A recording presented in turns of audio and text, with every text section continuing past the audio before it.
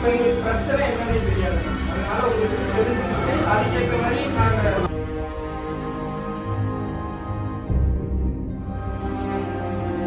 Current வந்து 0 ஏன்னா லோட்ல disconnect ஆகிடும். அப்போ வந்து கரண்ட் 0 ஆகிடும், வோல்டேஜ் மட்டும் ஃப்ளோ ஆகுது. அப்போ இது ரெண்டுத்தையும் இப்போ வோல்டேஜ் ஃப்ளோ ஆகுது, கரண்ட் 0 ஆகுது அப்படிங்கிறப்போ